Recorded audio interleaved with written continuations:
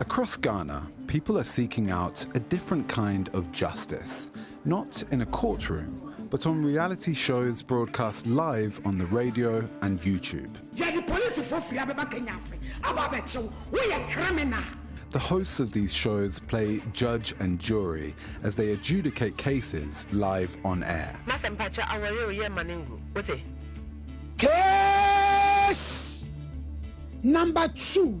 The justice on offer is loud, emotional, and often theatrical. But behind the spectacle are stories of real pain.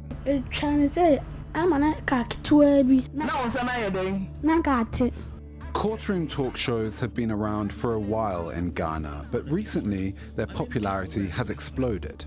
One of the fastest rising stars is the host of the Sompa Nkomo show, Oheneni Adazoa. Just 2 years in, her show already has millions of views. Sompa Nkomo is a social program. We deal with family issues, marital issues, and issues that involve vulnerable people, such as divorcees and widows. We sit and discuss issues like they do in a court to find solutions. I see this as a way to help society.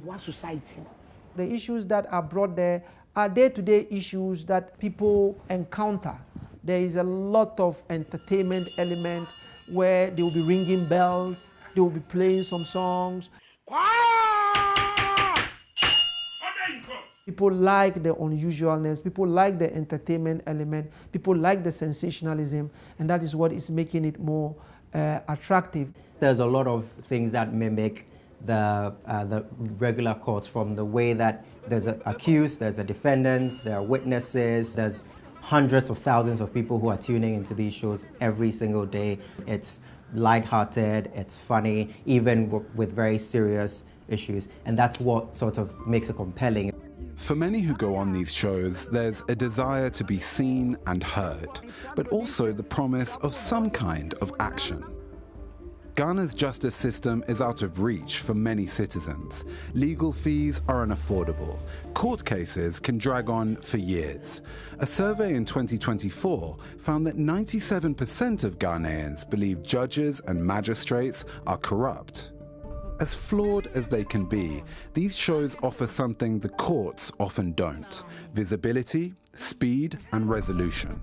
Those who win their case can receive small but meaningful relief: food, clothing, or a modest amount of cash. And sometimes the hosts help their guests crowdfund support from the audience. Increasingly, people are losing tracks in our institutions that are supposed to provide justice. And therefore, when they have a platform where they see something that ought to be taking place in court, playing out right in front of them, in a more informal manner, in a way that they can relate to, in a language that they can relate to, certainly it would make it more attractive, because justice is not just about you delivering justice. It should be seen to be done. They are serving a certain sector of our country that is shut out of the formal judicial system. Most of the people who show up on the show mention that they've been to these places, they've been to legal aid, and they haven't received anything. Police station. Court.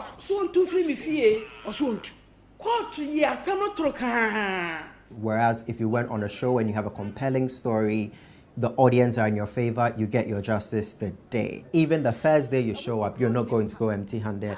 The host is going to make sure that you receive a bit of something. What chairman to mammy? A program, the Obaso amount to ma. What mammy Sikata to one says, my lord. What's that, mammy see from Kodidi? That's something for someone who just needs to be comforted. There's a perception, say justice delay, justice deny. When people come to us, they get the result they were looking for. For instance, the majority of people that come to us have issues about men who don't look after their children. We call the man to speak to him, and if after that he begins to look after the child, has that not brought peace? Ghana's media space exploded after it was privatized in the 1990s. From a handful of state-owned broadcasters, the country's population of 35 million now has more than 500 radio stations and 175 TV channels. Regulating so many outlets has proven a challenge. Courtroom-style shows frequently cross ethical and legal lines. One episode of Sampa Nkomo revealed the identity of a young woman who was allegedly raped, a clear violation of Ghana's criminal code. We've chosen to blur her face, though the original broadcast did not. George Sarpong is the executive secretary of Ghana's main media regulator. We asked him what he was doing to address concerns about this kind of exploitative content. Considerable part of the content of these courtroom shows violate the established standards. We are aware that not many of them are trained presenters. There are still concerns about vulgarity, obscenity,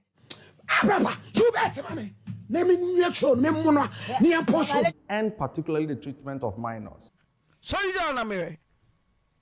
Now who's this in the way out there to Adonko? Who's this in the way out there to Adonko?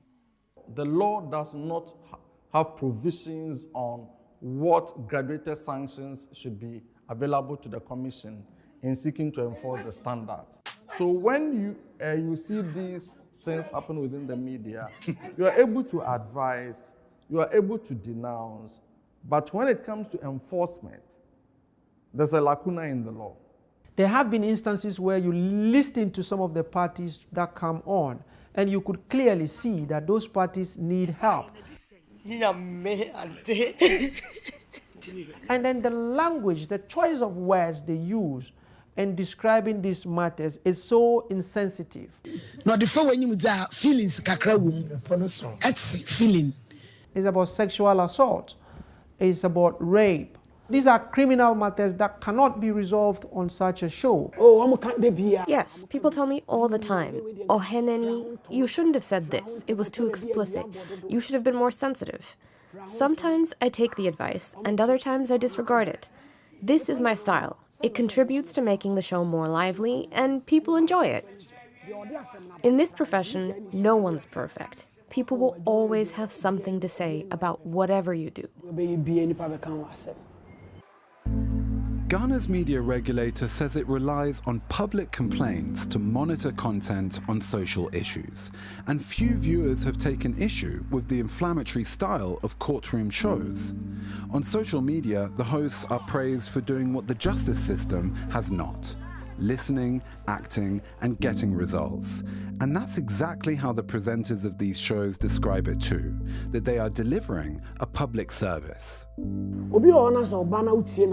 Sometimes, people come to my office and cry so profusely while telling me their stories that I wonder how they'll be able to speak on air. So I crack jokes and they start laughing, and then you'll see that they begin to open up and tell their entire story. We speak with people, sometimes we help them find jobs, and with every little action, we're able to help. When I talk to people about the problems in the media, the things that worry them that they think we need to address is political content, polarization, and stuff like that. These programs, they think it's excellent drama, they're enjoying listening to them.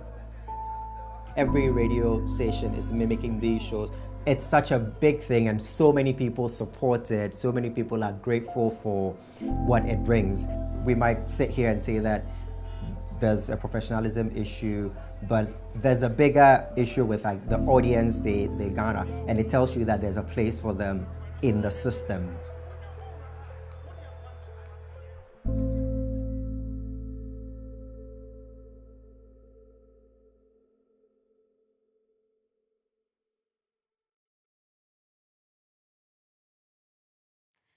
Thank you for watching. Hit that like button and leave us a comment to let us know what you thought about anything we covered this week. And don't forget to follow us on social media. The links are in the description, and you can also subscribe to our newsletter for updates from the show.